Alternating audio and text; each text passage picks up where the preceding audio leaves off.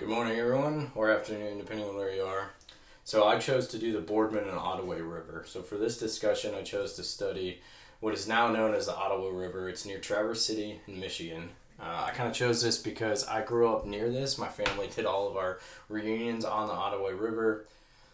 Historically, the river has had 4 dams built between 1894 and 1921 for hydroelectric power generation. Over time, these dams have become derelict, been neglected over time, and they've started to deteriorate. So these dams included Brown Bridge Dam, Boardman Dam, Sabine Dam, and Union Street Dam.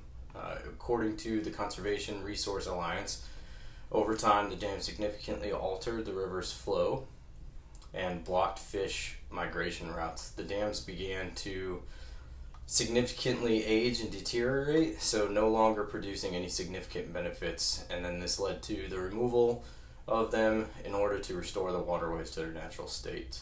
The one thing that is different is the Union Street Dam that you'll see up there in the top left. It's not going to be removed completely, but it's going to be reallocated and redesigned as a fish pass. It's planned to be finished around 2027, and it costs approximately $23.3 million.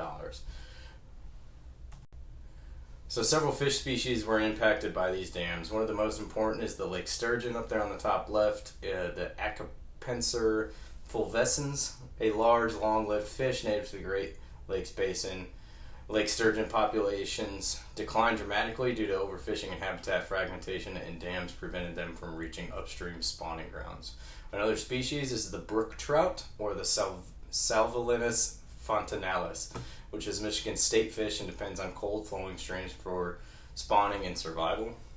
Dams can warm water temperatures and change habitat conditions. This makes it less suitable for the species.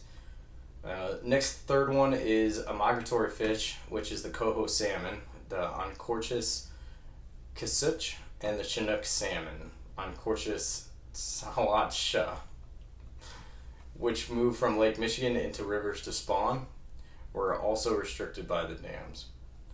So all 4 of these fish were affected greatly by these dams, and these are the 4 fish that we will focus on, that with the removal of the dams and the changing of the 4th dam to the fish pass, hopefully it'll allow all 4 of these fish and species to move upriver. One of the biggest things I learned from researching this issue is how important the river connectivity is for fisheries and their resources. So when dams block rivers, fish lose access to the spawning grounds and feeding habitats that may exist miles upstream. Over time, this can cause population decline and reduce the overall health of the ecosystem. The removal of these dams on the Boardman River is also, according to the Grand Traverse Bay Watershed Center of 2026, it reconnected over 160 miles of free-flowing cold water stream and restored hundreds of acres of wetland and upland habitat. So basically, the Boardman River project shows that while dams once played an important role in energy production and development, aging dams are causing more ecological harm than benefit. Removing them can significantly improve fish habitat and strengthen the fisheries populations and restore natural river ecosystem in places like Michigan and across the United States. This quote I have on the board here, I think that it fits very well into this process. We forget that water cycle and the life cycle are one, by Jacques Cousteau. I think that just proves and shows really that we think about ourselves as humans and anthropogenic, and we don't exactly consider what the fish are going through and what species we're impacting by stopping the flow of that river and not allowing them to go to their spawning grounds.